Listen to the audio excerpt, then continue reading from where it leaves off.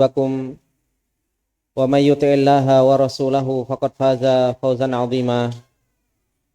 Amma ba'du fa inna astaqal hadithi kitabullah wa khairal hadi hadi Muhammadin sallallahu alaihi wasallam wa syarrul umuri muhdatsatuha fa inna kulla muhdatsatin bidah wa kulla bid'atin dhalalah wa kulla dhalalatin finnar.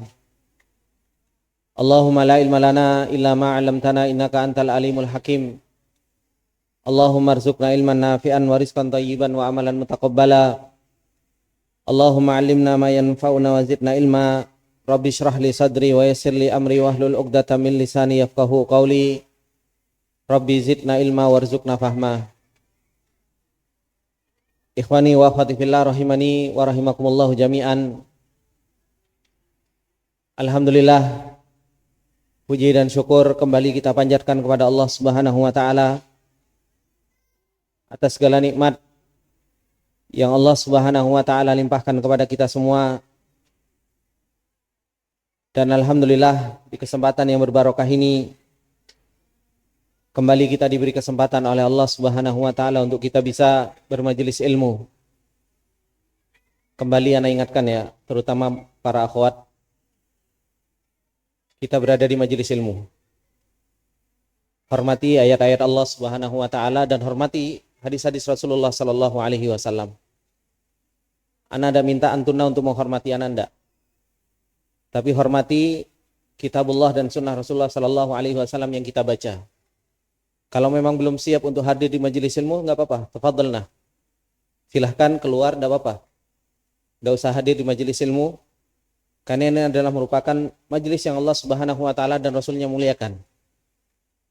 Rasulullah sallallahu alaihi wasallam telah mengatakan dalam sebuah hadisnya, "Wa majtama'a qaumun fi baitin min buyutillah yatluna kitaballah wa yatadarasuna fima bainahum illa nazalat alaihimus sakinah wa ghasyiyatuhumur rahmah wa hafathumul malaikah wa dzakarahumullahu fiman indah." Allah Subhanahu wa taala, Rasulnya telah mengatakan kepada kita, majelis ilmu itu adalah merupakan majelis yang dinaungi oleh para malaikat. Dan Allah Subhanahu wa taala punya malaikat yang mereka tugasnya untuk mencari halaqatul ilm. Sehingga majelis ilmu itu adalah merupakan majelis yang Allah Subhanahu wa taala dan Rasulnya muliakan. Kalau Allah Subhanahu wa taala dan Rasulnya serta para malaikatnya memuliakan majelis ilmu, maka siapa kita? Sehingga kita tidak memuliakan majelis ilmu ketika dibacakan ayat-ayat Allah, hadis-hadis Rasulullah sallallahu alaihi wasallam, kita malah ngobrol sendiri, ngerumpi sendiri dan gak karu-karuan punya kegiatan sendiri. Oleh karena itu, ikhwani wa akhwati fillah rahimani wa rahimakumullah jami'an, selalu saya ingatkan tentang adab thalabatul ilm, adab di dalam bermajelis ilmu. Terutama kita sebagai orang-orang yang diamanahkan oleh Allah Subhanahu wa taala untuk ngurusi perjalanan ilmu. Antunna, kita semua ngurusi perjalanan ilmu. Kalau kita nggak pernah punya perhatian terhadap urusan adab thalabatul ilm, bagaimana kita mau mencontohkan kepada anak didik kita? Ikhwani wa akhwati fillah rahimani wa rahimakumullah jami'an. Kita bersyukur kepada Allah Subhanahu wa taala dengan nikmat yang Allah Subhanahu wa taala limpahkan kepada kita.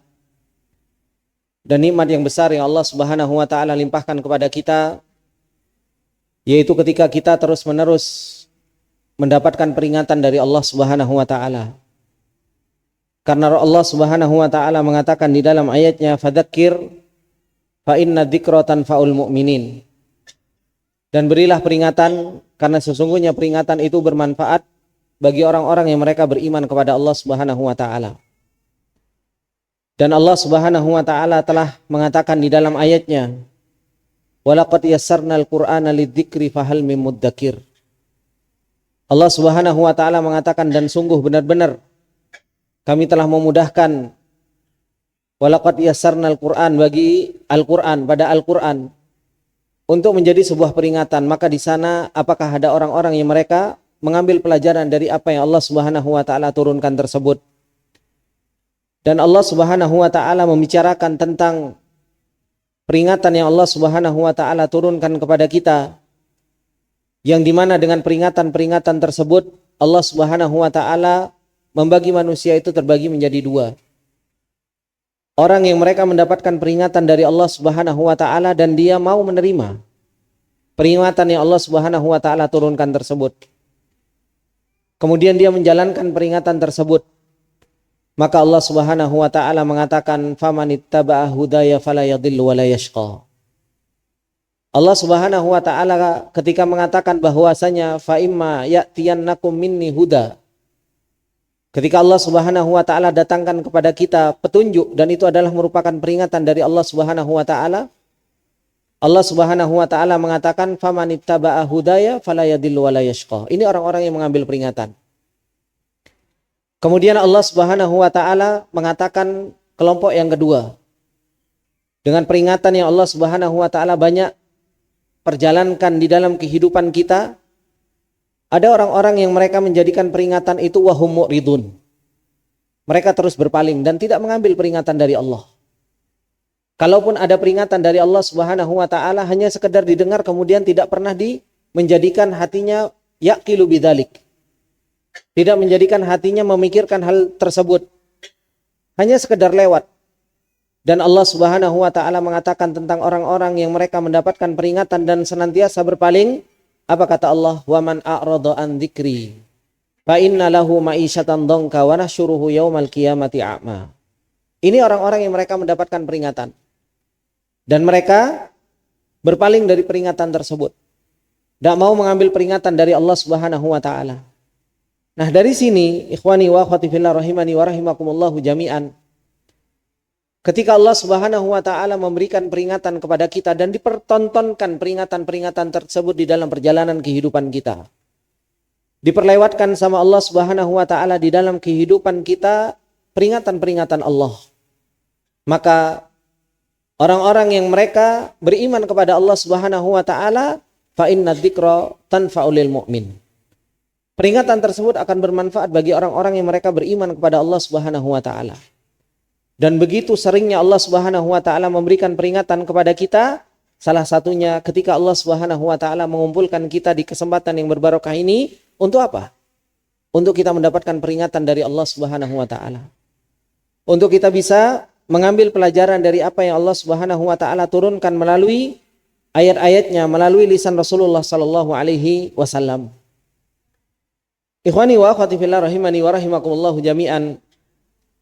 Insyaallah di kesempatan yang berbarokah ini kembali kita akan membahas sebuah kitab dan melanjutkan apa yang telah kita pelajari, yaitu berkaitan dengan masalah ta'zimullah, berkaitan dengan masalah pengagungan kepada Allah Subhanahu wa ta'ala, yang dimana ta'zimullah ini adalah merupakan sebuah ibadah yang besar, yang betapa banyak orang meninggalkan ibadah yang besar ini. Bahkan seseorang lupa dengan ibadah ta'zimullah ini, ibadah pengagungan kepada Allah Subhanahu wa ta'ala, yang dimana ibadah ta'zimullah ini adalah merupakan sebuah hasil dari apa?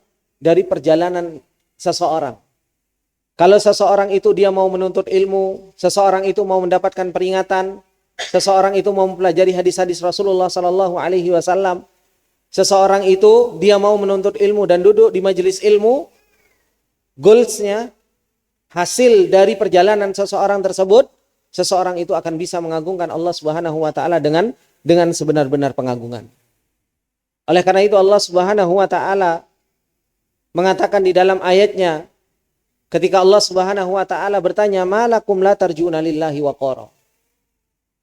Ada apa wahai manusia semua dengan kalian? Malakum la tarjuna lillahi waqara, ay la tu'addimuna Allah haqqa ta'zimi. Kenapa kalian tidak mengagungkan Allah Subhanahu wa ta'ala dengan sebenar-benar pengagungan? Dan Allah Subhanahu wa ta'ala telah mengatakan di dalam ayatnya, apa kata Allah? Wa ma qadarullaha haqqa qadri. Manusia itu tidak bisa mengagungkan Allah Subhanahu wa ta'ala dengan sebenar-benar pengagungan. Padahal Allah Subhanahu wa ta'ala setelah mengatakan manusia nggak bisa mengagungkan Allah dengan sebenar-benar pengagungan, dan Allah bertanya, kenapa kalian tidak bisa mengagungkan Allah Subhanahu wa ta'ala dengan sebenar-benar pengagungan? Allah Subhanahu wa ta'ala ceritakan perbuatan Allah kepada kita. Coba kita perhatikan ayat tersebut. Malakum la tarjuna lillahi waqara. Apa setelahnya ayatnya? Wa qad khalaqakum atwara. Alam taro kaifa khalaqallahu sab'a samawatin tibaqa. Bukankah itu perbuatan Allah semuanya? Yang menunjukkan kepada kita bagaimana Allah Subhanahu wa taala berbuat. Begitu pula ketika Allah Subhanahu wa taala mengatakan wa ma qadarullaha haqqa qadri wal ardu jami'an qabdatuhu yaumal qiyamah was samawati matwiyatun biyamini subhanahu wa ta'ala amma yusyrikun. Kenapa jin dan manusia enggak bisa mengagungkan Allah Subhanahu wa taala dengan sebenar-benar pengagungan? Kemudian Allah Subhanahu wa taala apa? Ceritakan tentang apa yang Allah Subhanahu wa taala perbuat. Yaitu apa? Wal ardu jami'an qabdatuhu yaumal qiyamah was samawati matwiyatun biyamini subhanahu wa ta'ala amma yusyrikun. Dari sini ikhwani wa akhwati fillah rahimani wa rahimakumullah jami'an, ibadah yang besar yaitu ibadah ta'zimullah yang harus ada pada diri setiap orang. Yang setiap orang berusaha untuk dia bisa mengagungkan Allah Subhanahu wa taala dengan sebenar-benar pengagungan, ya seseorang itu harus ditumbuhkan pengagungannya kepada Allah Subhanahu wa taala di dalam hatinya. Dan kemarin kita telah membahas tentang pengagungan kepada Allah Subhanahu wa taala, bahwasanya orang-orang yang mereka mengagungkan Allah Subhanahu wa taala, mereka adalah orang-orang yang paling luar biasa menunaikan hak-hak Allah Subhanahu wa taala, dan mereka adalah orang yang paling luar biasa sempurna di dalam menunaikan hak manusia. Dan ini yang kita butuhkan. Ini yang kita butuhkan di dalam diri kita. Baik itu di dalam diri kita sebagai seorang mukmin yang kita harus mengagungkan Allah, baik itu di dalam diri kita sebagai seorang guru yang kita juga harus mengagungkan Allah. Dengan apa? Dengan kita menjalankan amanah. Baik itu amanah kepada Allah karena Allah sudah memberikan ilmu kepada kita, maupun amanah kepada instansi karena kita kerja di dalam instansi tersebut. Begitu pula pengagungan kepada Allah Subhanahu wa taala yang harus dimiliki oleh seorang pegawai yang dia bekerja di dalam sebuah lembaga, yang di dalam lembaga tersebut Allah Subhanahu wa taala berikan amanah-amanah yang begitu luar biasa. Kenapa kok kita harus belajar luar biasa tentang pengagungan kepada Allah? Karena ini tujuannya. Supaya apa? Supaya kita bisa menunaikan hak Allah Subhanahu wa taala secara sempurna. Dan supaya kita bisa menunaikan hak manusia itu secara sempurna. Makanya beliau mu'allif hafizahullah ta'ala ketika beliau menulis kitab Ta'zimullah ini, beliau apa? Pada hakikatnya beliau itu adalah merupakan seorang doktor atau profesor di dalam urusan tarbiyah di Riyadh. Beliau adalah seorang apa? Seorang profesor atau doktor di dalam urusan tarbiyah. Tapi yang beliau bicarakan apa? Yang beliau bicarakan berkaitan dengan masalah akidah. Yang beliau bicarakan berkaitan dengan masalah apa? Berkaitan dengan masalah akidah. Kenapa? Karena yang bisa memperbaiki permasalahan-permasalahan umat sekarang ini, yaitu dengan apa? Dengan seseorang itu rujuk terhadap yang namanya akidah. Rujuk terhadap yang namanya perbaikan keyakinan seseorang tentang Allah Subhanahu wa taala. Kemudian, ikhwani wa akhwati fillah rahimani wa rahimakumullah jami'an, beliau menjelaskan orang-orang yang mereka mengagungkan Allah Subhanahu wa taala. Kata beliau, wa huwa kadzalika min a'dhamin nasi ta'diyatan lil huquqi wa a'dhamiha. Begitu pula orang-orang yang mereka mengagungkan Allah Subhanahu wa taala, mereka adalah orang yang paling besar dari manusia dalam menunaikan hak-haknya. Kalau dia mengagungkan Allah Subhanahu wa taala, karena kemudian dia menunaikan hak Allah Subhanahu wa taala, itu adalah merupakan kewajiban seorang tersebut. Begitu pula kata beliau, orang yang mengagungkan Allah Subhanahu wa taala adalah orang yang paling luar biasa di dalam menunaikan hak manusia. Yang beliau contohkan apa? Hakul walidain. Haknya orang tua. Orang kalau kenal sama Allah Subhanahu wa taala, ikhwani wa akhwati fillah, orang kalau dia betul-betul membesarkan Allah Subhanahu wa taala, ya dia akan menunaikan hak orang tuanya.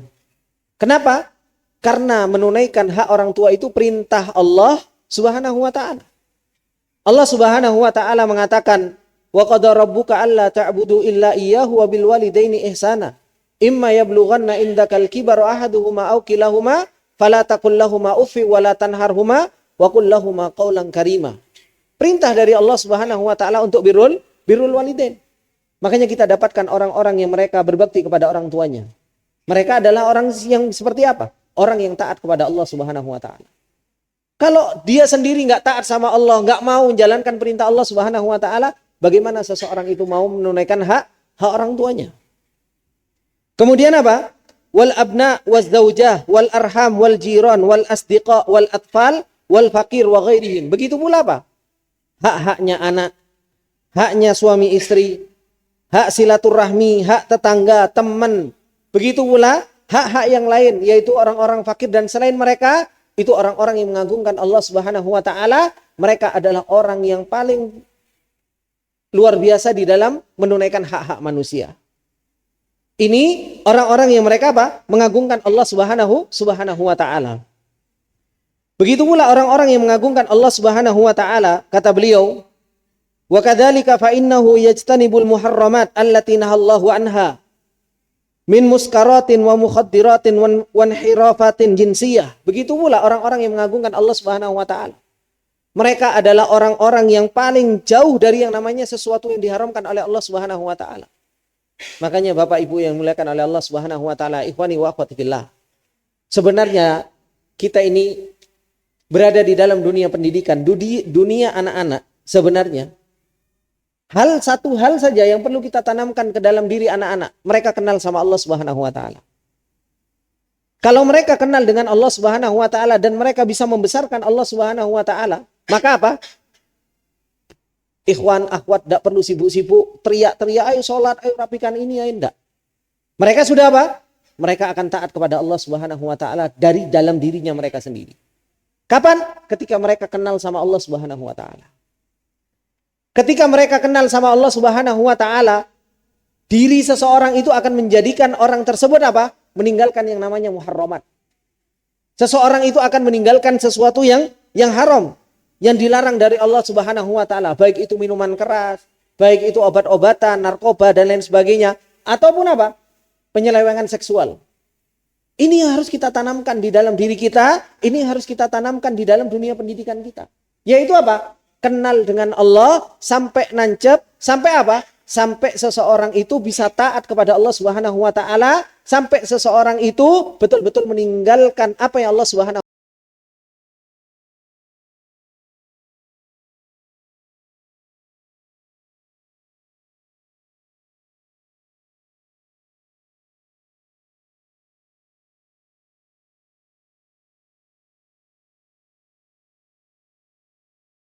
dengan dia mencuri, dengan dia apa?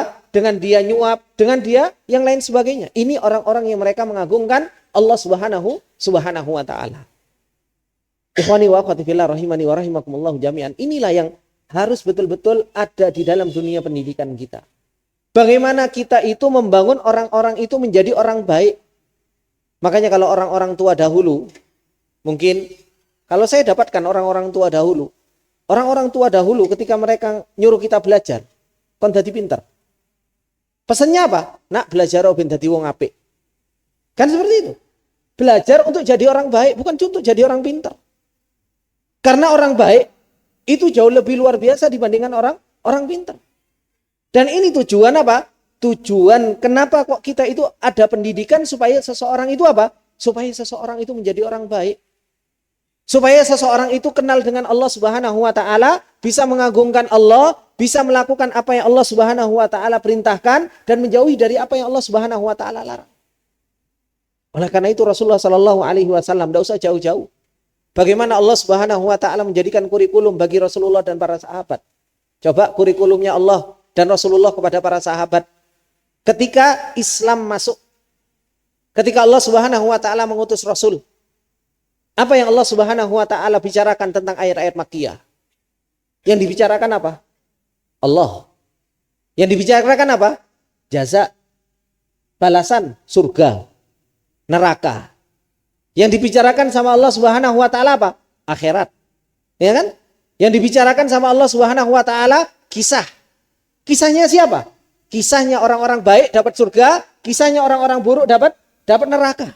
Itu yang Allah Subhanahu wa taala bicarakan. Sampai betul-betul nancep di dalam hati para sahabat, begitu luar biasa nancepnya kenal sama Allah Subhanahu wa taala. Makanya Allah Subhanahu wa taala ketika menceritakan tentang ayat-ayat Makkiyah, ikhwani wa akhwati fillah. Coba saya tanya. Ayat-ayat Makkiyah itu lafadznya banyak insya atau khobar?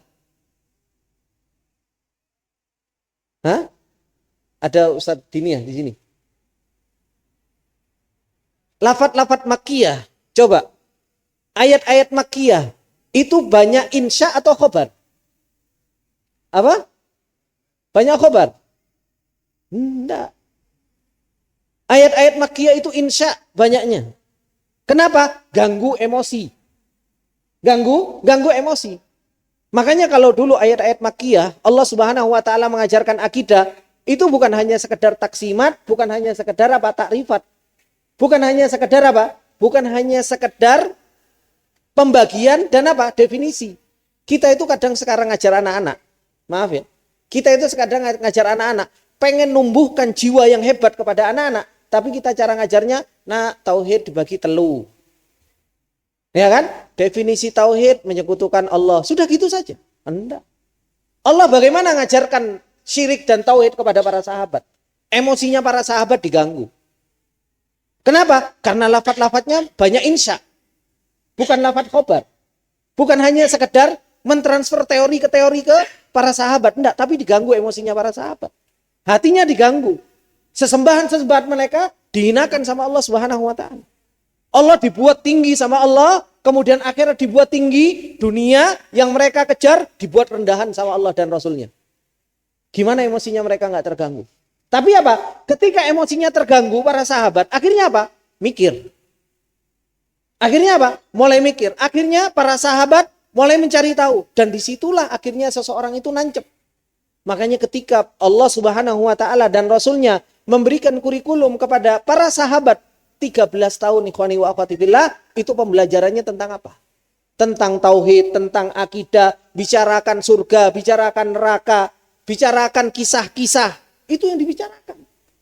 Mereka kalau membicarakan surga, ya betul-betul dibicarakan surga yang seperti apa. Ketika mereka membicarakan neraka, ya mereka membicarakan neraka. Makanya apa? Seperti halnya Ammar bin Yasir, ya kan? Seperti halnya Bilal. Ketika dibicarakan surga di dalam kepada mereka, karena mereka masuk betul-betul ke dalam hatinya mereka tentang surga dan janjinya orang beriman kepada Allah Subhanahu wa taala surga, mereka mengagungkan Allah dengan sebenar-benar pengagungan. Ammar bin Yasir kurang disiksa seperti apa? Sampai ibunya Ammar bin Yasir itu ditusuk dari apa? Duburnya sampai keluar ke mulutnya. Apa kata Rasulullah Sallallahu Alaihi Wasallam? Abshiru ala Yasir. Berbahagialah wahai alu Yasir. Mereka goncang dengan keyakinan mereka tentang surga? Enggak.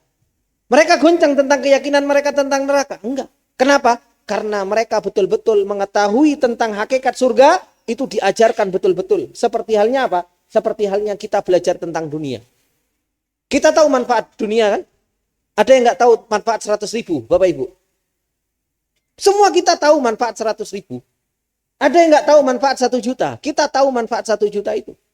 Tapi terkadang kita, ada yang tahu manfaat sholat malam? Ada yang tahu manfaat sholat malam? Tahu Ustaz. Dilakok nih. Yo mikir-mikir. Kadang bangun juga subuh juga telat. Tetapi kalau seseorang tahu manfaat 1 juta, nih siapa yang datang jam 7 tak kei bonus 1 juta. Coba dibikin seperti itu coba di sekolah ini. Yang betul-betul datang 6:30 akhir bulan kei bonus 1 juta. Insya Allah jam 6 datang. Insya Allah jam 6 datang. Kenapa? Karena betul-betul tahu manfaatnya dunia tersebut. Hati kita, pengenalan kita terhadap yang namanya dunia, itu betul-betul tahu betul dan sudah bukan hanya sekedar ilmu yakin, tapi apa? Hakul yakin terhadap manfaat dunia tersebut. Tapi ketika kita berbicara tentang akhirat, ya kan? Berbicara tentang surga, oh iya enak kayaknya surga. Berbicara tentang Allah, oh iya, tapi suruh ibadah kepada Allah Subhanahu wa taala. Alarm itu mungkin 2 HP, 3 HP kita bunyikan. Tapi apa? Ya dimatikan saja.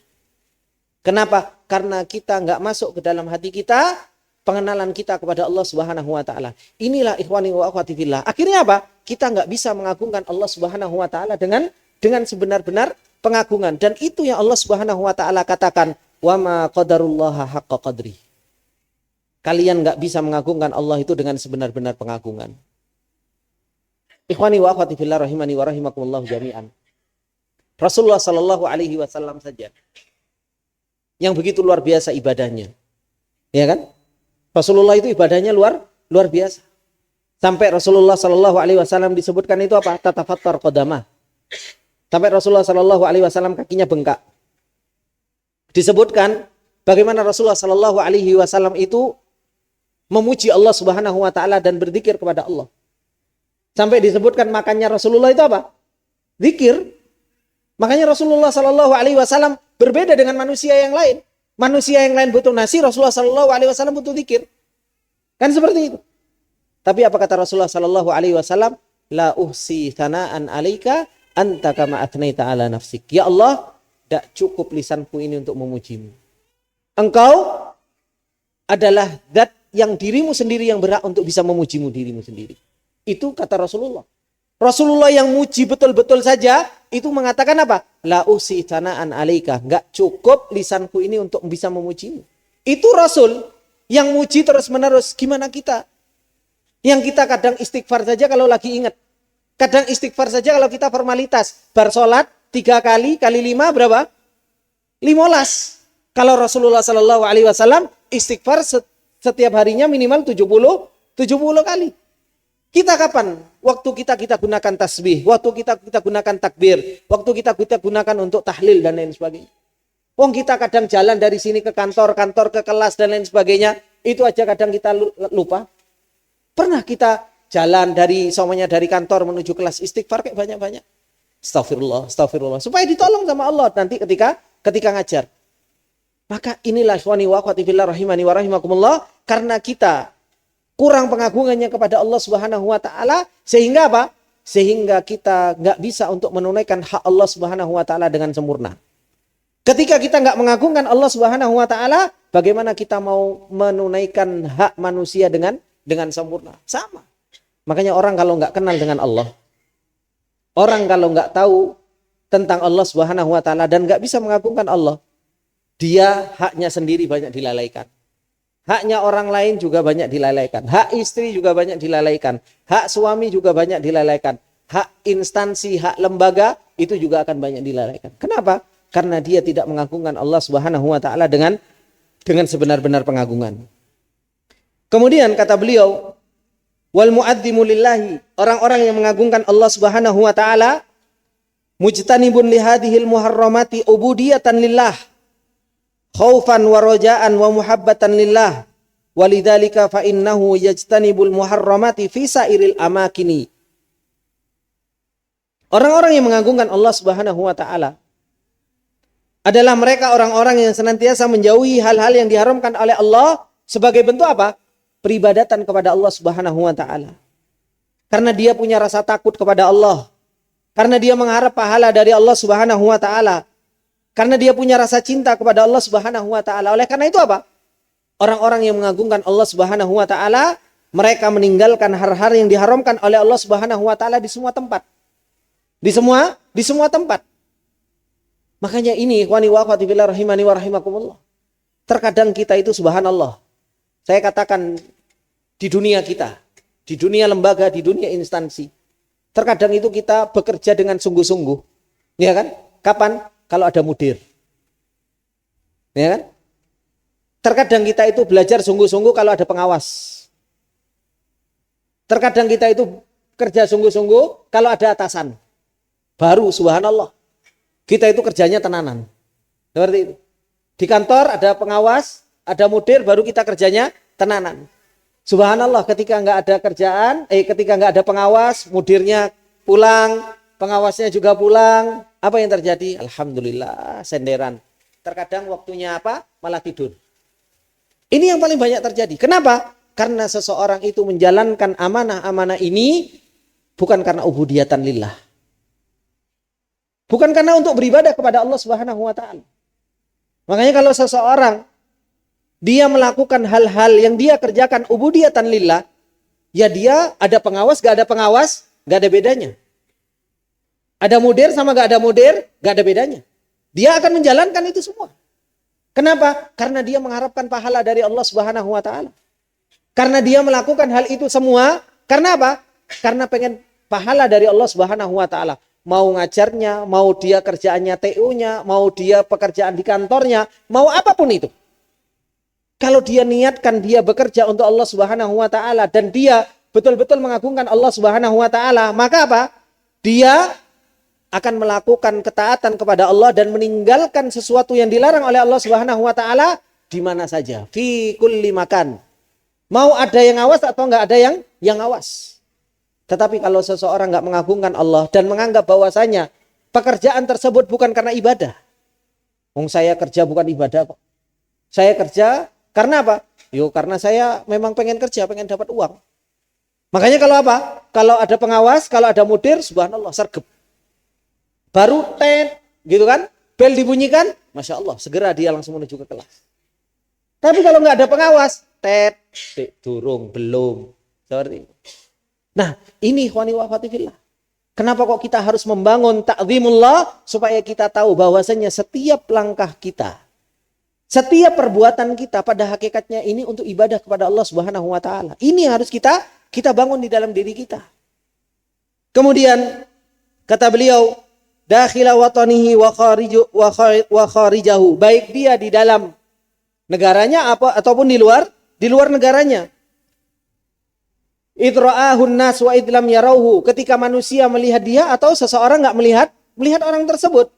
Li'annahu la yuraqibu illallah, karena orang-orang yang mengagungkan Allah, membesarkan Allah, Allah di dalam hatinya ada, Allah Subhanahu wa taala di dalam hatinya besar dan agung, dia tidak merasa dipantau kecuali hanya Allah Subhanahu wa taala. Fasalima bidzalika minat tanaqudi wal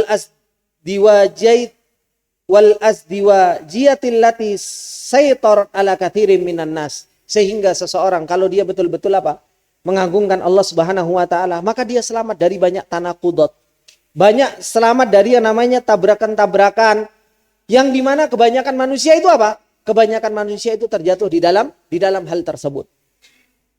Ketika seseorang itu bisa mengagungkan Allah Subhanahu wa taala. Kemudian kata beliau, wa kadzalika, begitu pula orang-orang yang mengagungkan Allah Subhanahu wa taala. Fa innal mu'adzima lillahi la yaktasiru ala tarkil muharramati dhahirati faqat. Orang-orang yang mengagungkan Allah itu bukan hanya sekedar meninggalkan sesuatu yang haram saja secara zahir, tapi bal yahtammu bi tathhiri qalbihi minal muharramatil batinah kal kibri wal ghilli wal hasati wal baghdha'i wal riya'i was sum'ati wal ghururi wa ghairi dalik. Orang-orang yang mengagungkan Allah Subhanahu wa taala bukan hanya sekedar meninggalkan hal-hal yang haram secara zahir saja, tetapi orang-orang yang mengagungkan Allah Subhanahu wa taala, mereka punya perhatian untuk mensucikan hatinya. Mereka punya perhatian terhadap hatinya. Dari yang namanya sombong, dari yang namanya dengki, dari yang namanya hasad, dari yang namanya permusuhan, riya, sum'ah, tertipu, yaitu menganggap dirinya adalah orang hebat, dan selain dari itu. Dan ini ikhwani wa akhwati fillah rahimani wa rahimakumullah yang harus kita punya perhatian. Terkadang kita guru dengan guru, ya kan? Karyawan dengan karyawan, kemudian karyawan dengan guru, kepala sekolah dengan guru. Ini kalau kita nggak punya perhatian di dalam takdimullah, ini setan sangat mudah sekali. Untuk Untuk mengganggu seseorang itu dari yang namanya seperti ini. Sangat mudah setan itu untuk masuk ke dalam hal seperti ini. Makanya setan itu berjanji kepada Allah Subhanahu wa taala, bahkan sampai sumpah. Apa kata setan? Qala fa bi izzatika la ughwiyannahum ajmain. Ya Allah, demi keagunganmu, kata setan, fa bi izzatika la ughwiyannahum ajmain, sungguh benar-benar aku akan menyesatkan mereka semua. Di situ takkidnya kan banyak banget kalau kita belajar bahasa Arab. Sudah sumpah, qala fa bi izzatika, ada lam taukid, ada nun taukid. Itu kan Itu kan takkid semua dari setan. Ajmain, tambahin lagi ajmain. Itu sebagai bentuk taukid bahwasanya setan itu nggak akan pernah berhenti ya. Untuk apa? Untuk mengganggu hati kita dari hal-hal yang seperti ini. Bahkan setan, Allah Subhanahu wa taala menceritakan bagaimana setan datang kepada manusia. Kata setan, kata setan, min baini aidihim wa min khalfihim wa an aymanihim wa an syama'ilihim wa la tajidu aktsarahum syakirin. Aku akan datangi mereka dari arah depan, dari arah belakang, dari arah kanan, dari arah kiri. Dan engkau ya Allah gak akan pernah mendapati mereka menjadi orang-orang yang bersyukur. Ini setan. Dan setan itu, ikhwani wa akhwati fillah, ada setan ganggu urusan dohir antum? Ada setan ganggu urusan dohir antum? Hah? Pernah antum dikampleng sama setan? Gak pernah kan? Ibu-ibu pernah dijewer sama setan? Gak pernah. Gitu loh. Karena apa? Setan itu bukan ganggu urusan dohir. Setan itu ganggu urusan batin. Yang dikejar sama setan itu hati seseorang. Makanya setan itu ganggu hati. Kenapa? Setan itu tahu hati ini adalah merupakan apa? Malikul aqda. Setan itu tahu bahwasanya hati itu adalah merupakan apa? Rajanya anggota tubuh. Kalau ininya sudah kena, hatinya sudah kena, gampang setan itu ganggu anggota tubuh yang lain. Makanya nggak pernah antum dikampleng sama setan, ditendang sama setan, nggak pernah dijewer sama setan, itu nggak pernah. Tapi yang selalu diserang apa? Selalu yang diserang hati. Yang jadi permasalahan apa? Yang jadi permasalahan kita sibuk urusan dohir saja, ya kan? Tapi apa? Hati kita jarang kita perhatikan. Makanya orang-orang yang mereka mengagungkan Allah, mereka punya ihtimam, punya perhatian untuk mensucikan hatinya. Dari yang namanya sombong, dari yang namanya apa? Ghil, hasad.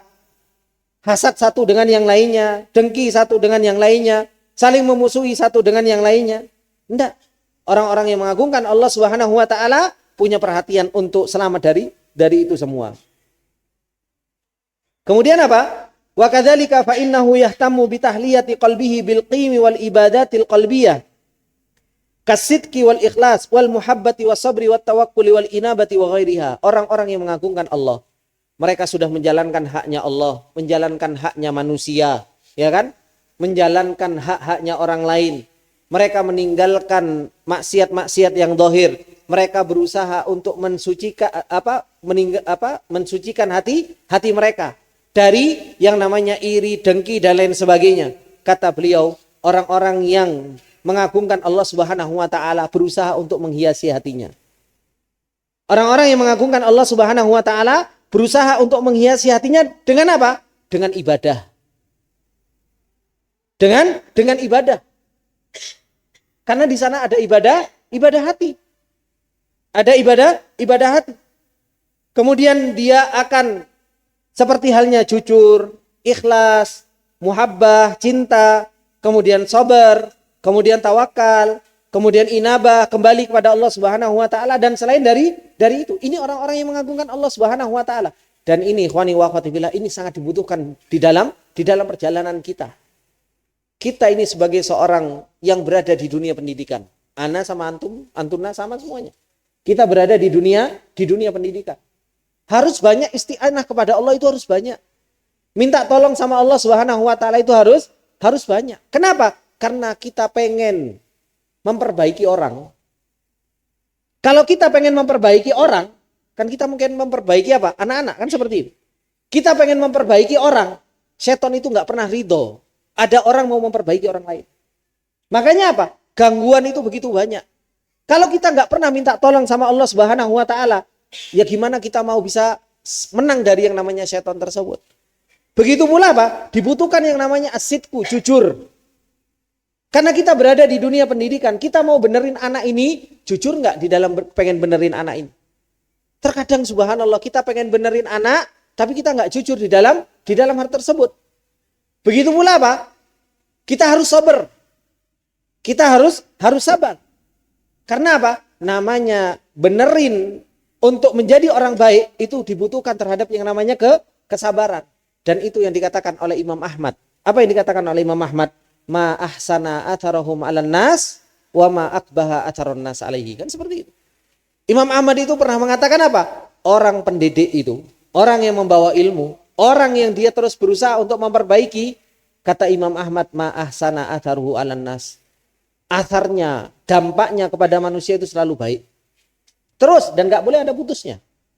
Meskipun apa? Wa ma akbaha atharon nas alaihi. Meskipun manusia itu berbuat buruk kepada dirinya. Enggak boleh berhenti dari berbuat baik terus. Kenapa? Karena dia sudah diberi amanah sama Allah Subhanahu wa taala untuk apa? Untuk terus menyebarkan yang namanya ilmu. Coba kita lihat Rasulullah sallallahu alaihi wasallam. Rasulullah sallallahu alaihi wasallam ketika dakwah ke Taif. Ya kan? Disakiti enggak Rasulullah? Disakiti kan? Apa? Dilempar batu. Antum pernah dilempar batu sama murid-murid antum? Enggak kan?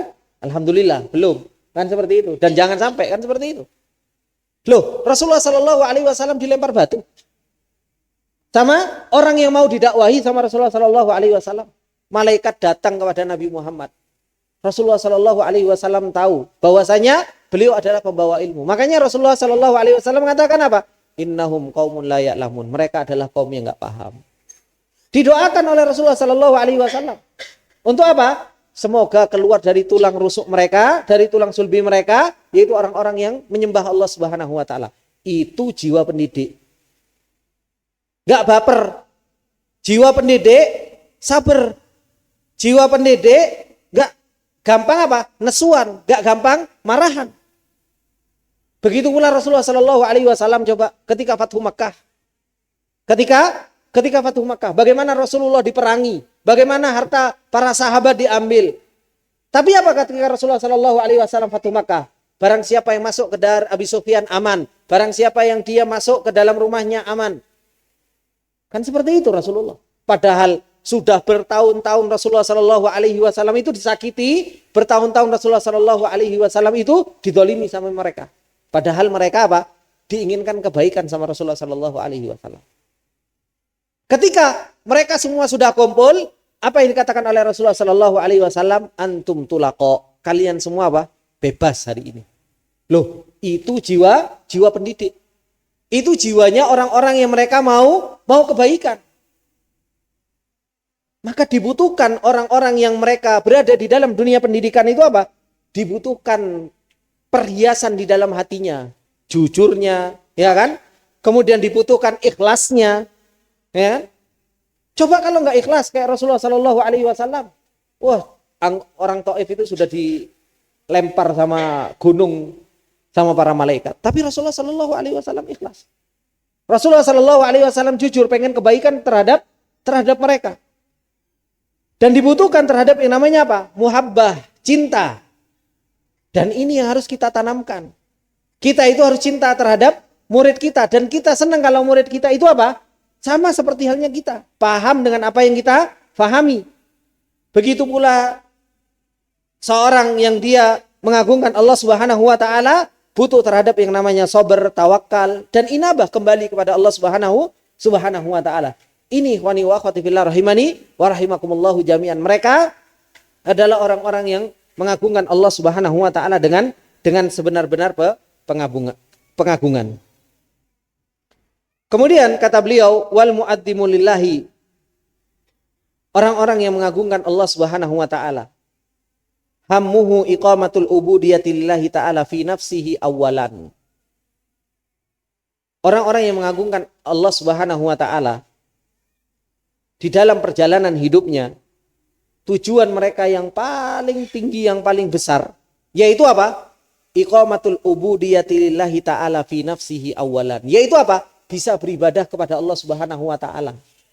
Ini orang yang mengagungkan Allah itu tujuan mereka yang paling besar itu apa? Pengen ibadah kepada Allah Subhanahu wa taala.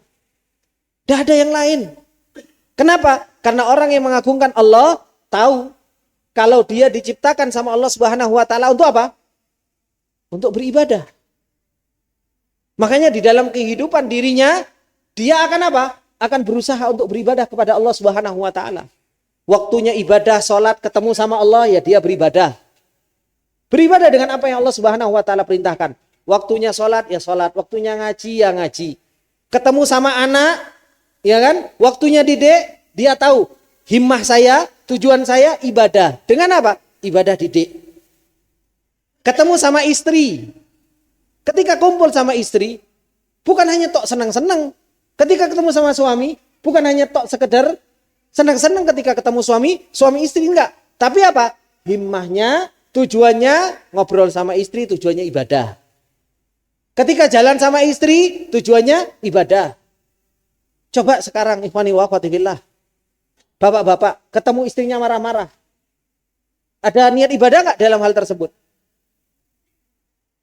Terkadang kita ngelihat istri cerewet, istri marah-marah, ya kan? Istri banting piring dan lain sebagainya. Terkadang kita lupa kalau itu kita lagi dibukakan wilayah ibadah. Wilayah apa? Ibadah apa yang dibukakan sama Allah ketika istri marah-marah? Ibadah sabar. Makanya kalau lagi istri marah itu, antum banyak bersyukur. Alhamdulillah ya Allah, engkau bukakan pintu ibadah sabar. Gitu loh. Kan enak. Begitu pula ketika seorang suami marah. Seorang suami seumpamanya apa? Lagi pelit. Gitu kan? Lagi gak ngekei duit, gak ngasih uang, pelit dan lain sebagainya. Seorang istri gak usah ngedumel. Ya dia apa? Ya Allah, alhamdulillah engkau bukakan pintu ibadah kepadaku. Yaitu apa? Ibadah sabar. Masalahnya kan kita itu pengennya ibadahnya cuma syukur. Ya kan? Ngelihat istri pengennya baik, ngelayani, gini. Ngelihat suami tanggung jawab, ngekei duit akeh, ngajak jalan-jalan, ya kan? Ngajak berpariwisata dan lain sebagainya. Itu kan yang kita inginkan. Padahal apa? Syukur ya ibadah, sabar ya ibadah. Makanya sekarang itu sebenarnya kita itu subhanallah dibukakan wilayah-wilayah ibadah sama Allah itu banyak. Makanya ketika kita bertemu dengan ibadah, wilayah ibadah, orang yang mengagungkan Allah Subhanahu wa taala itu gimana? Ya dia berusaha untuk melakukan ibadah itu semaksimal mungkin. Enggak lempar-lemparan. Coba kalau dulu ketika Rasulullah Shallallahu Alaihi Wasallam mengatakan kepada para sahabat, "Lau tiyanna royata ghadan rajulan yuhibbullaha wa rasuluhu wa yuhibbuhullahu wa rasuluh." Ini perang apa? Perang Khaybar. Perang Khaybar. Besok saya akan mau ngasihkan bendera, kata Rasulullah, kepada orang yang dia cinta sama Allah dan Rasul, dan Allah cinta kepada orang tersebut, dan Rasul tersebut cinta kepada orang tersebut. Ini wilayah ibadah. Apa yang dilakukan oleh para sahabat? Para sahabat besoknya datang, itu tinggi-tinggian kepalanya. Supaya apa? Supaya dipilih sama siapa? Sama Rasulullah Sallallahu Alaihi Wasallam. Ketemu sama wilayah ibadah, para sahabat dahulu rebutan. Gitu loh. Kenapa? Karena kesempatan saya untuk beribadah. Itu para sahabat karena bisa mengagungkan Allah, tujuan dia bagaimana saya bisa beribadah kepada Allah Subhanahu wa taala. Kita sekarang ngurusi anak saja, kadang maaf, karena ibu-ibu itu terlalu banyak ngikutin parenting, ya kan? Parenting itu kan selalu bilang apa? Ini kan anak kita berdua. Ya kan? Ayolah ngurusi bareng-bareng. Kan seperti itu. Betul apa enggak? Betul ya Pak ya? Betul ya kawan? Seperti itu kan? Padahal apa? Subhanallah, wilayah ibadah di depan dia kok mau dilemparkan kepada suaminya? Sudah jelas-jelas wilayah ibadah itu ada di depan dia, dilemparkan kepada suaminya. Kalau dulu para sahabat karena mereka tahu mereka adalah disuruh oleh Allah untuk beribadah, maka apa? Ini ada wilayah ibadah, sudah ada di depanku, ya tak ambil.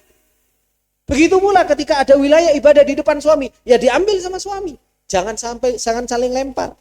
Begitu pula di dunia pendidikan. Terkadang kita itu subhanallah, suruh ngurusi anak, yo urusin anak ini. Oh aku gak iso, oh aku ini, alasan ini semua dan lain sebagainya. Lempar sana, lempar sini, lempar itu dan lain sebagainya. Padahal apa? Padahal ini ada wilayah ibadah. Orang yang mengagungkan Allah Subhanahu wa taala ketemu sama wilayah ibadah, tidak akan dilempar-lempar kesempatan dia untuk beribadah kepada Allah. Ini orang yang mengagungkan Allah Subhanahu wa taala.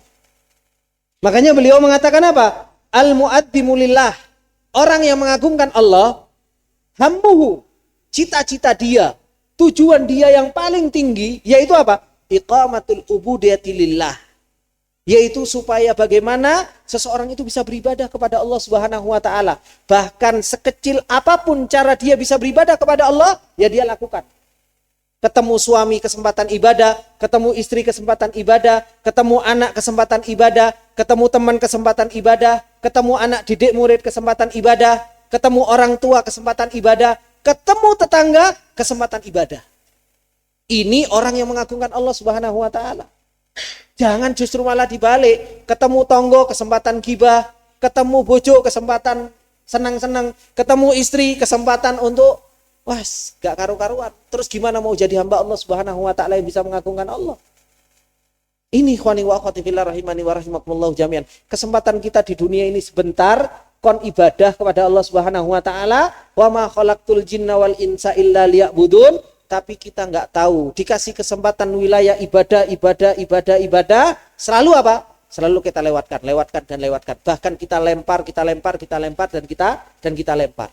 Akhirnya kita pulang kepada Allah Subhanahu wa taala, kita enggak bawa bekal apa-apa. Enggak bawa bekal apa-apa. Maka beliau mengatakan, himmahnya orang yang mengagungkan Allah yaitu mendirikan ibadah kepada Allah Subhanahu wa taala fi nafsihi. Bisa menjalankan ibadah pada dirinya, bukan apa? Wis lah, aku ngasih kesempatan kepada antum. Iki lho urusan iki lho anak-anak kelas 3. Loh, ini lho urusan anak-anak kelas 6. Ngasih kesempatan. Harusnya kita itu, Allah memerintahkan apa? Fastabiqul khairat. Allah memerintahkan apa? Wasari'u. Allah memerintahkan apa? Wasabiku. Ini dalam kebaikan. Tidak ada kita itu disuruh lempar-lemparan sama Allah di dalam urusan kebaikan. Makanya ketika Rasulullah Shallallahu Alaihi Wasallam mengatakan kepada para sahabat, siapa yang mau berinfak untuk perang Tabuk? Apa yang terjadi para sahabat? Oh, Abu Bakar, ya Rasulullah, kullu mali ya Rasulullah.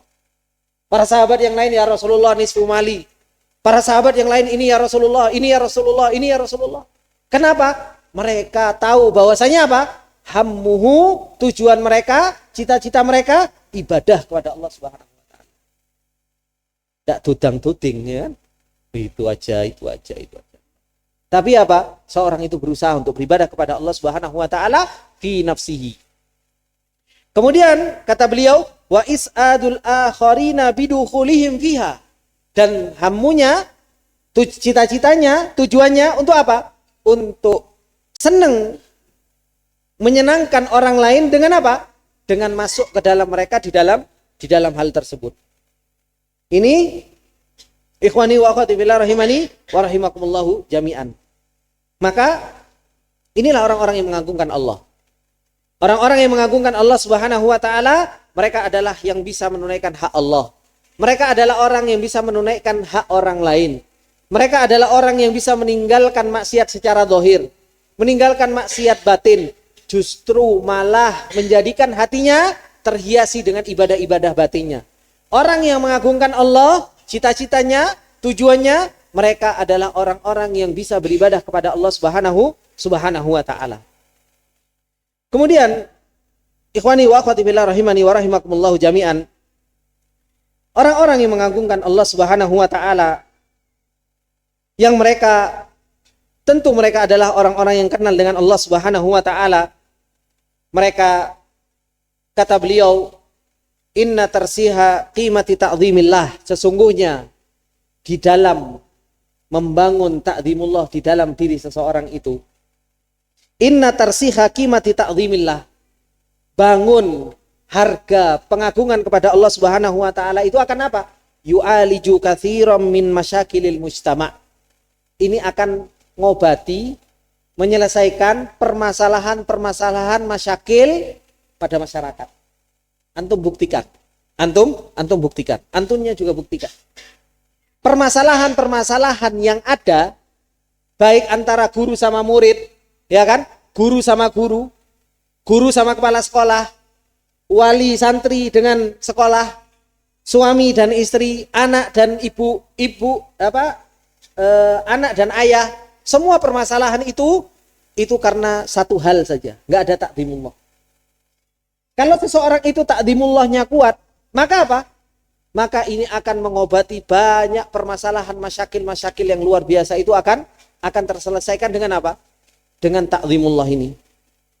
Makanya beliau mengatakan apa? Inna tarsiha qimati ta'zimillah yu'aliju katsiran min masyakilil mujtama' al-amniyah wal iktisadiyah wal idariyah bi aisari subul wa aqallit takalifi wal a'ba'i 'ala daulah.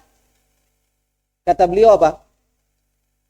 nancepkan pengagungan kepada Allah Subhanahu wa taala itu ngobati, menyelesaikan kebanyakan dari permasalahan-permasalahan umat. Dari apa?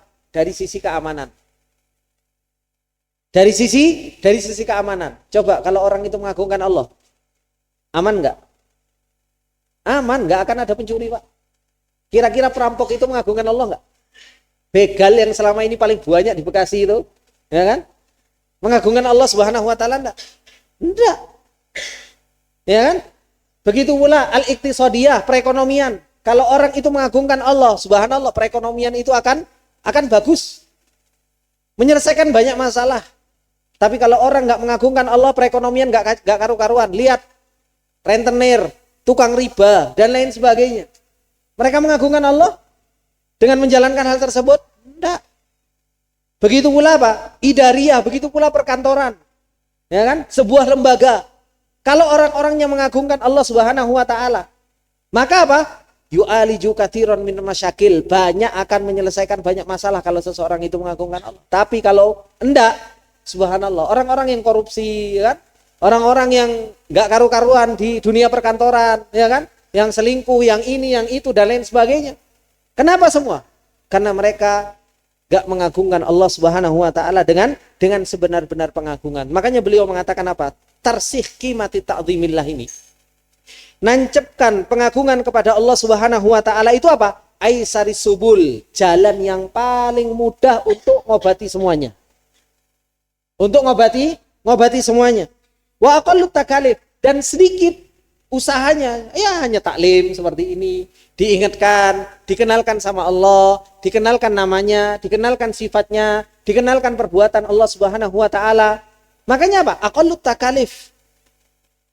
Yaitu apa? Usahanya itu enggak banyak, ya kan?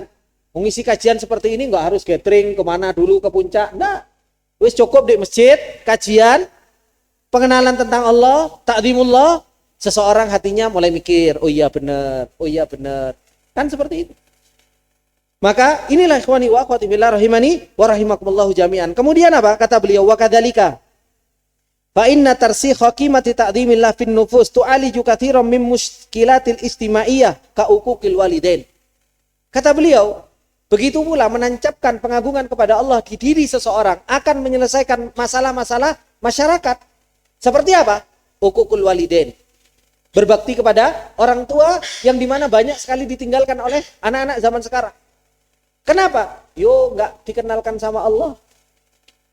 Enggak dikenalkan sama Allah, enggak dibuat pengagungan kepada Allah Subhanahu wa taala. Makanya betapa banyak orang itu membangkang kepada orang tuanya. Kepada orang tuanya ngomongnya teriak-teriak, kepada orang tuanya nyurah-nyuruh, kepada orang tuanya enggak karu-karuan. Kenapa? Enggak ada pengagungan kepada Allah Subhanahu wa taala. Begitu pula apa? Wa qati'atir rahim, begitu pula putus silaturahmi, itu juga karena enggak ada pengagungan kepada Allah. Begitu pula wa dzulmil mar'ah, mendolimi para wanita, mendolimi para istri. Kenapa? Suami ini enggak ta'zimillah. Suaminya tidak mengagungkan Allah. Dia lupa kalau istrinya itu adalah merupakan titipan dari Allah yang dia sudah membuat perjanjian dengan Allah. Kemudian apa? Wal unfi al usari, begitu pula apa? Kekerasan rumah tangga, wantihakil a'rad wa ghairi dzalika, dan selain dari itu semua. Maka ini ikhwani wa akhwati fillah, obatnya, kuncinya ada pada apa? Ta'zimullah. Kemudian beliau mengatakan, hafizahullah ta'ala, haitsu la tujadu muskilatun illa wa min a'dhami asbabiha dha'fu ta'zimillah fin nufus. Beliau mengatakan tidak ada muskilah, tidak ada permasalahan yang ada di muka bumi ini, baik anak orang tua dengan istri, suami dan lain sebagainya, guru murid, guru dengan guru, kepala sekolah dengan guru, itu tidak ada sebuah permasalahan kecuali apa kata beliau? Asbabiha min a'dhami asbabiha, yang paling besar sebabnya terjadi hal tersebut dha'fu ta'dhimillah fin nufus, karena lemahnya pengagungan kepada Allah Subhanahu wa taala di dalam jiwa. Wa qad ra'ayna anna hadhil qimata lamma tarassakhat fi nufusil jailil awal. Ini beliau mencontohkan. Beliau mengatakan apa? Ketika kita lihat, ketika ta'zimullah ini begitu nancap di generasi yang pertama, fi asrin nubuwah, di zamannya di zamannya Rasulullah sallallahu alaihi wasallam, wa asril khilafah ar-rasyidah, begitu pula di zamannya khulafaur rasyidin, wa min ba'dahum, dan setelah mereka apa? Antajat ummatan darabat arwa al-amthilati fit taharati wal istiqamati wal amanati wa ada'il wajibati wal ibtiadi anil muharramat wal wusul ila a'dhami madhahiril madaniyah wal hadarah. Kata beliau apa?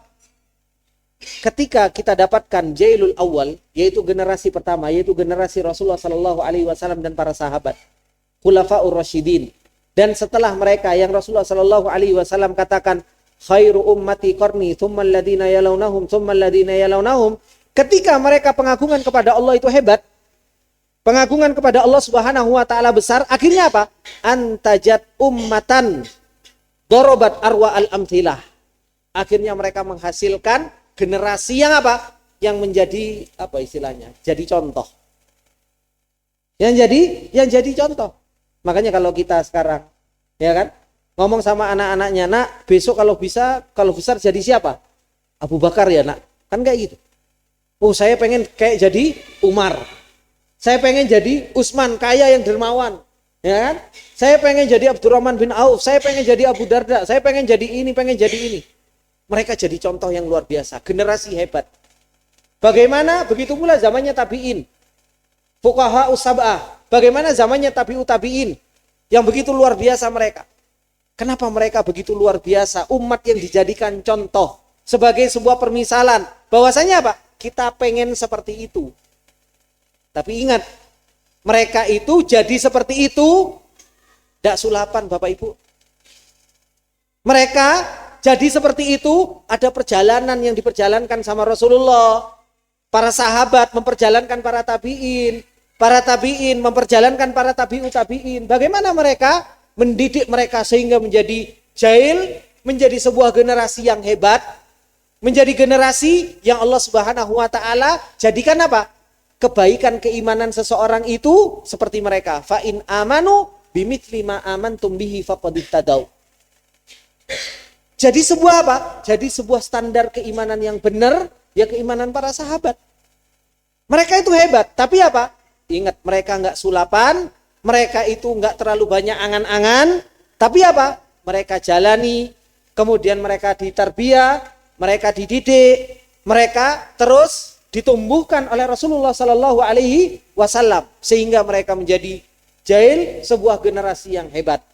Mereka menjadi sebuah generasi yang dijadikan contoh dan dijadikan sebuah keinginan kita untuk kita meniru mereka.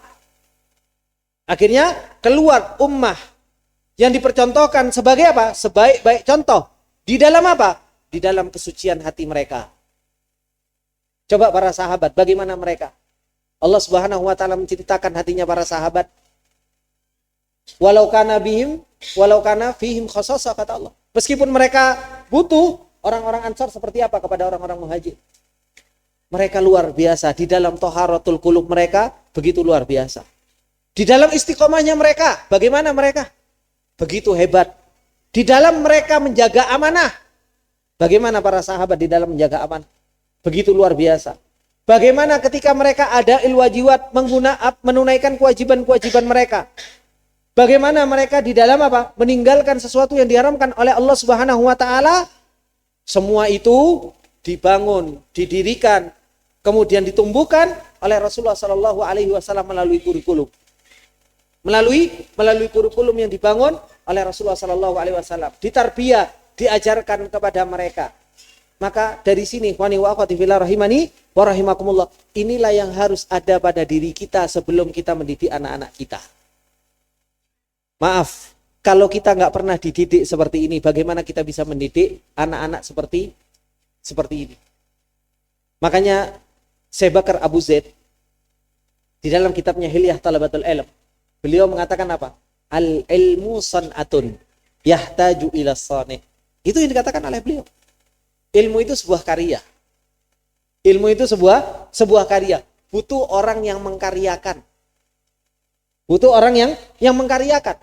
Antum pengen menjadikan anak didik kita itu sebuah generasi hebat. Kita mau tumbuhkan jiwanya.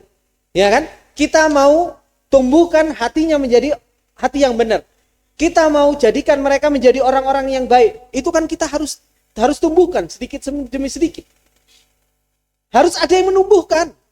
Gak dibiarkan begitu saja. Nak, nyok tak kei buku, kamu baik sendiri. Tidak ada seperti itu. Itu tidak ada dalam sunnah kauniyahnya Allah, itu tidak ada. Makanya bahkan Maryam saja, ketika Maryam itu diwakafkan sama ibunya, ya kan? Apa kata Allah? Fataqabbalaha rabbuha biqabulin hasanin wa ambataha nabatan hasana wa kaffalaha Zakaria. Ada yang ngurusi untuk menumbuhkan Maryam tersebut. Siapa? Zakaria. Ada yang ngurusi. Begitu pula ketika kita mau didik anak didik kita, itu pun harus apa? Harus ada orang yang mengkaryakan ini. Terus dikarya sedikit, ditumbuhkan. Sama seperti halnya kita ngurusi pohon, Bapak Ibu. Ibu-ibu kan banyak pohon. Kalau bapak-bapak mungkin jarang berkebun sekarang. Apalagi tinggal di Bekasi, tidak ada kebun ya Pak. Ibu-ibu kalau punya pohon di rumah, pengen numbuhkan pohon tersebut. Bagaimana? Luar biasa kan? Sirami bendino, isuk disirami, sore disirami, dikasih pupuk. Ada yang mulai mati dipotong. Kan seperti itu. Itu kan penyakit-penyakit. Seperti itulah kita didik anak didik kita. Kita mau didik anak didik kita supaya menjadi generasi hebat, itu harus kita sirami tiap hari. Harus kita sirami tiap hari. Bagaimana nyiraminya? Dengan ilmu, Pak. Kita harus kasih ilmu kepada mereka. Harus kita pupuk. Pupuknya dengan apa? Dengan amal. Diajarkan mereka itu bukan hanya sekadar teori. Din ini bukan teori, agama ini bukan teori, agama ini amal. Kemudian setelah itu apa? Penyakit-penyakitnya harus kita potong. Anak kok mulai sombong karena pinter, potong. Nak gak boleh sombong. Kita kasih contoh sejarahnya orang-orang sombong. Anak kok gampang marah, nak jangan marah. Ini kan penyakit-penyakit harus kita potong. Kita maaf di dunia pendidikan tapi kita cuek terhadap hal tersebut. Wis nak, terserah nak, kamu bukan anakku. Ya kan? Aku yang penting subhanallah nerimo santri saake-akene, ya kan? Kemudian apa? Tak didik terserah sulapan. Pokoknya kamu mau jadi enggak juga enggak apa-apa. Terus kalau seperti ini enggak jadi. Enggak jadi ikhwani wa akhwati. Enggak bisa seperti itu. Dunia pendidikan itu makanya dunia capek. Pahalanya itu harus makanya dijanjikan sama Allah banyak. Kenapa? Orang-orang yang membawa ilmu itu warathatul anbiya, pejuang. Bukan pejuang rupiah, tapi apa? Pejuangnya Allah. Orang yang ngurusi ilmu itu harus jadi pejuangnya Allah. Bagaimana enggak? Coba yang kita lihat orang-orang yang dipilih sama Allah Subhanahu wa taala untuk membawa ilmu, mereka semua pejuang. Mereka semua pejuang. Kalau kita sudah siap untuk menjadi pejuang, masuk ke dalam dunia ilmu. Masuk ke dalam dunia pendidikan. Belum siap untuk menjadi pejuang, kita akan terbuang dengan sendirinya. Enggak dipilih sama Allah Subhanahu wa taala. Bagaimana kita mau bisa mendidik seperti ini kalau maaf kita sendiri belum pernah terdidik untuk menjadi pejuang. Kita mau menjadikan pejuang, ya kan? Tapi kitanya bukan pejuang. Bisa, Pak? Ya akan pernah bisa. Rasulullah pejuang, didik para sahabat jadi apa? Jadi pejuang. Para sahabat pejuang, didik para tabiin jadi pejuang. Tabiin pejuang, didik tabiut tabiin, ya jadi pejuang. Tapi kalau seseorang nggak pernah jadi pejuang, ya kan? Kemudian dia mau didik orang untuk jadi pejuang, itu tidak ada dalam sunnah kauniyahnya Allah Subhanahu wa taala. Maka inilah ikhwani wa akhwati fillah rahimani wa rahimakumullah jami'an. Ini yang harus betul-betul kita perbaiki terlebih dahulu. Yang ada pada diri kita. Kalau perbaikan itu ada dalam diri kita sebagai pengelola pendidikan. Sebagai pengelola pendidikan, ini yang terus kita perbaiki. Allah yang akan tolong kita untuk memperbaiki generasi-generasi setelahnya ini. Tapi kalau dalam diri kita sendiri gak ada perbaikan, ya terus gak akan ada perbaikan di bawahnya. Seperti itulah kauniyahnya Allah Subhanahu wa taala. Oleh karena itu, saya sedikit bercerita. Dulu saya ketika jadi kepala sekolah, sempat saya jadi kepala sekolah. Gitu. Ketika saya jadi kepala sekolah, saya itu bukan tengkar sama murid. Tapi saya lebih sering tengkar itu sama siapa? Sama yayasan. Saya lebih sering tengkar sama guru. Ini dua yang paling saya sering tengkar sama mereka. Kenapa? Kita ini mau jadi pejuang. Tapi apa? yayasannya nggak mau jadi pejuang, gurunya nggak mau jadi pejuang, terus mau didik anak murid jadi pejuang. Saya bilang tutup aja, nggak usah. Kalau kita nggak mau jadi pejuang semuanya, tutup sekolah. Saya dulu seperti itu. Iya Pak, ikhwani wafat. Saya kasih contoh sedikit. Makanya Pak, saya dulu 2 tahun, saya tengkar terus itu ya sama yayasan, saya tengkar sama guru. Karena memang kita semua harus jadi pejuang. Ketika kita masuk, nah ini ke contoh-contoh yang di atas, inilah yang harus jadi pejuang dulu. Kalau kita ada perubahan, baru setelah itu apa? Baru setelah itu kita akan mudah untuk memperbaiki generasi setelahnya seperti itu. Makanya saya dulu bikin kurikulum itu bukan kurikulum murid Pak. Bu, saya bikin kurikulum dulu, kurikulum yang paling luar biasa, kurikulum buat siapa? Kurikulum buat yayasan. Kurikulum buat guru. Kurikulum buat pegawai. Kurikulum buat orang tua. Kalau bikin kurikulum kayak murid di kelas, gampang. Hanya saya tulis pelajaran ini, besok depannya tinggal ganti kitab, besoknya ganti kitab, gampang. Tapi yang paling sulit apa? Nih, bikin kurikulum ini. Yayasan, guru, pekerja, orang tua. Kenapa? Kondisinya itu berubah-berubah terus. Ini yang paling sulit. Kenapa? Dan kita harus ngatur semuanya untuk menjadi pejuang semuanya itu.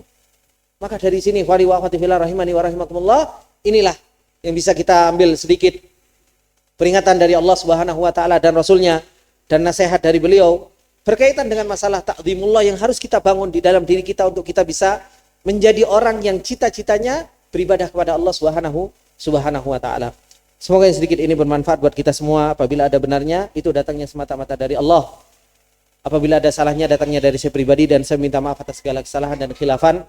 Saya tutup dengan doa kafaratul majelis. Subhanakallahumma wa bihamdika, asyhadu an la ilaha illa anta, astaghfiruka wa atubu ilaik. Wassalamualaikum warahmatullahi wabarakatuh.